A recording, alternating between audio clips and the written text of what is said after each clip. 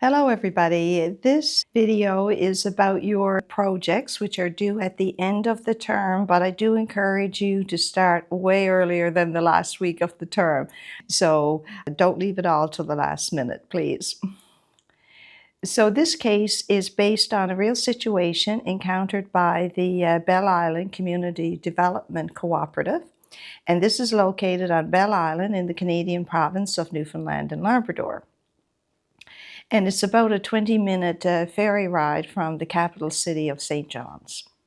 So the Bell Island Community Development Cooperative was formed to address the many years of economic decline on Bell Island. And the idea was that they were going to establish various cooperatives to generate local employment.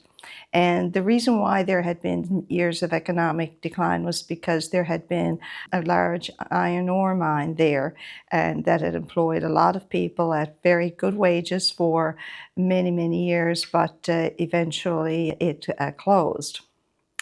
So back to the development cooperative. So it's now 40 years since it was established, and they're really at risk of demise. They've got limited financial resources. Although they were established to form many different co-ops, they only actually started one, which is a bakery. And that's just barely breaking even. And it's always been, borderline, just making payroll type of thing. And there's also an issue with the governance for the development co-op because, their membership is declining. There's certainly issues in terms of a lack of quorum to hold their annual general meetings. And there's other issues as well that you will learn about when you read the case. So the project is to prepare a strategic plan to invigorate the Bell Island Cooperative or Community Development Cooperative. So first, you will start off by preparing a SWOT analysis where you identify the strengths, weaknesses, opportunities, and threats.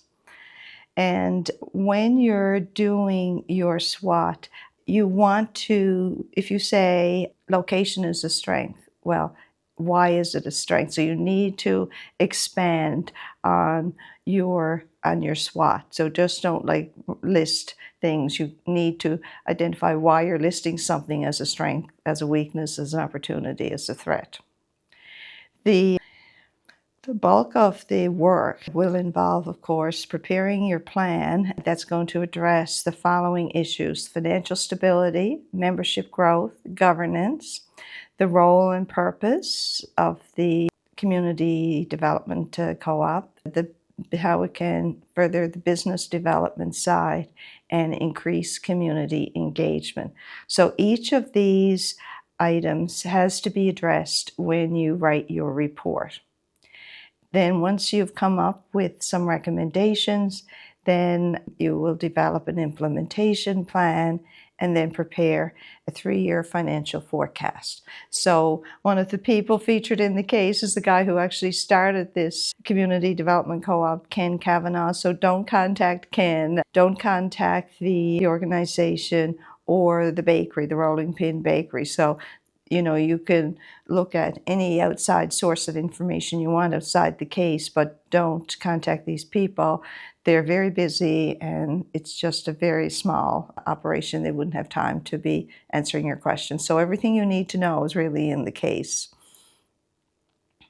So just to elaborate a bit on the SWOT. So strength is something that's internal to the organization. A weakness is also internal to the co-op. Opportunities, this is something that's external to the co-op. So it's not the same as an alternative though. So an opportunity might be, an aging population. So then maybe an alternative would be to establish, say, a seniors home. Just giving you an example. So it's an opportunity is something that's external to the co-op, and a threat is external to the co-op. Also, keep in mind, there's some factors that can be both strengths and weaknesses. I mentioned the aging population. Well, obviously that's a weakness, but it could also be a strength in people perhaps are now retired and have time that they can put into the co-op to help it grow. So there's always that situation where you have some issues that are both strengths and weaknesses, and some issues that are both opportunities and threats. So keep that in mind when you're doing your SWOT. And also to make sure you've really captured all of the external factors that could actually influence the co-op or have an impact on the co-op.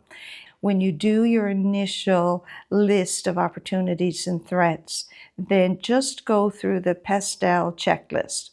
So this is not a separate list, it's more of a guideline. So PESTEL stands for political, economic, social, sociocultural, technological, ecological, environmental, and legislative. So what's going to be happening in the external environment that could result in an opportunity or a threat? So you don't have to do a separate list of PESTEL, but you just use that to make sure you're thinking broadly enough that you've considered all of the external factors, whether they be political or economic, or there could be some, say, legislation pending that might have an impact, for example. So these are things you need to consider to make sure you have a fully robust list of opportunities and threats. And of course, not all of these elements of PESTEL will be applicable in every situation. So the objective of this project is for you to provide recommendations that address the 6 key issues that was outlined earlier in the presentation. And so I'm referring to here the low membership, low community engagement, governance, business development, role and purpose, etc. So for each of those 6 issues, you need a recommendation. So your recommendation should also include what are the advantages and disadvantages of each recommendation. Rarely is a recommendation perfect. There's always going to be some pros and cons. Then the next thing you want to do with your recommendation is to explain how any weaknesses or threats can be mitigated. So you don't have to mitigate all threats and weaknesses, but if you've identified something in your SWOT that could have a particular negative impact on the recommendation you're proposing, you need to explain how you're going to deal with that. And if you can't, that's okay, just acknowledge it. You can say, while such and such weaknesses can't be fully mitigated, we think that the advantages outweigh the disadvantages, something of that nature. But so you can't necessarily mitigate everything, but you do have to give some thought to it, because if you've identified a weakness and a threat that could have a negative impact on what you're recommending, you need to acknowledge that.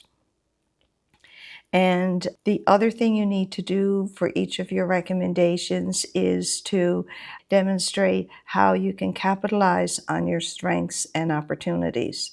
So the idea here is you don't just do your SWOT and kind of park it.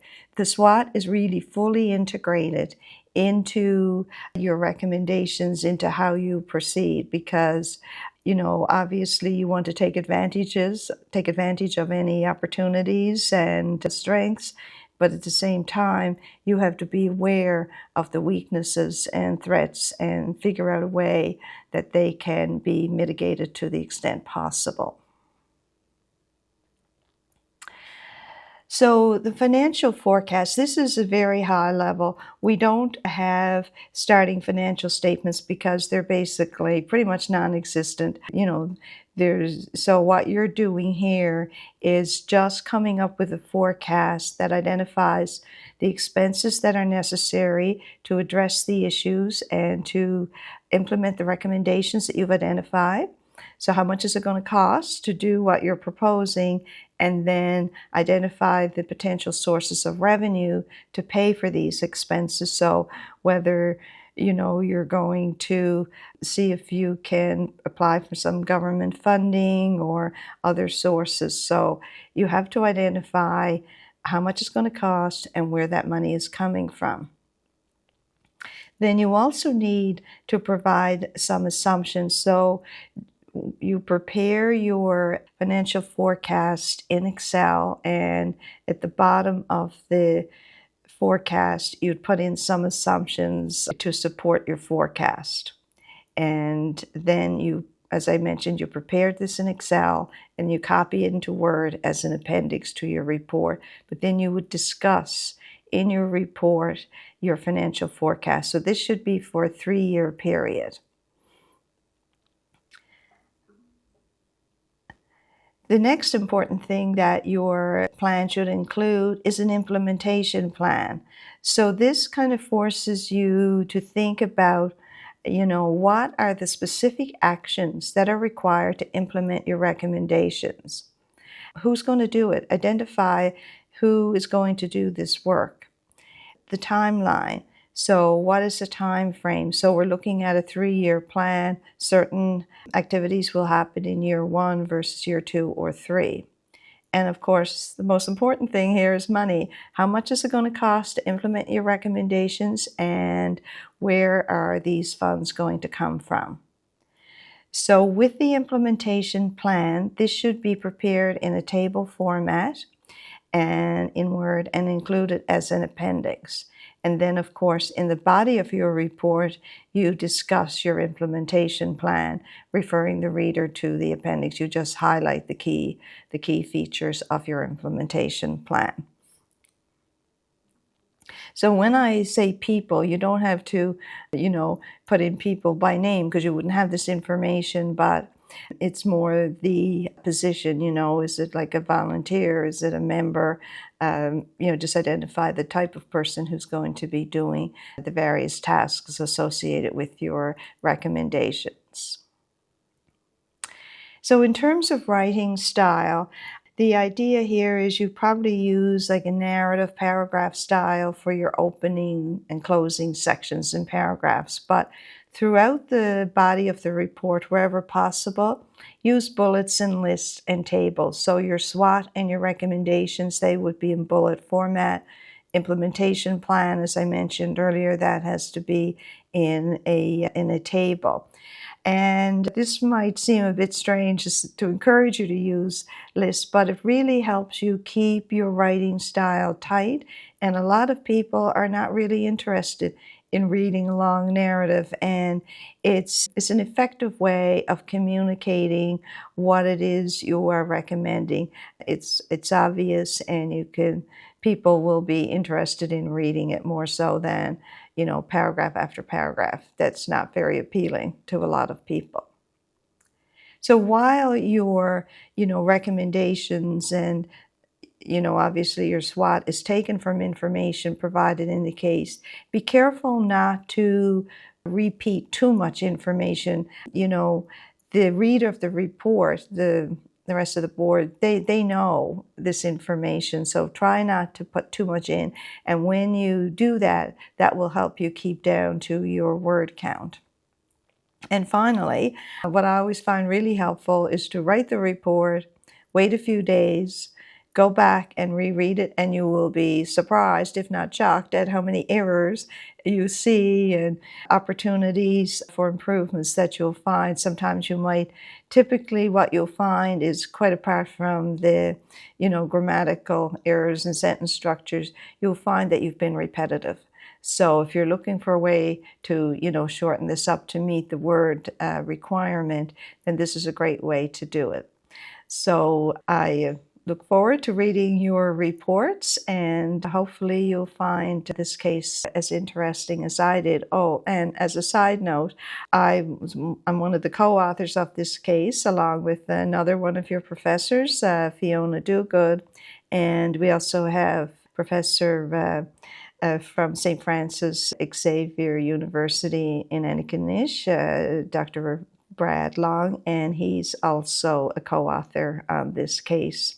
And, you know, hopefully through some of the work, some of the reports that I'm going to get back from this class, I will take, you know, what I feel are, you know, really great ideas and summarize it, and I will pass this on to the Community Development Co-op in Belle Island, because we're trying, not only are we wanting to write a case about it, but we also actually want to help them solve the issues that they're facing. Okay, so that concludes the information on the CASE project.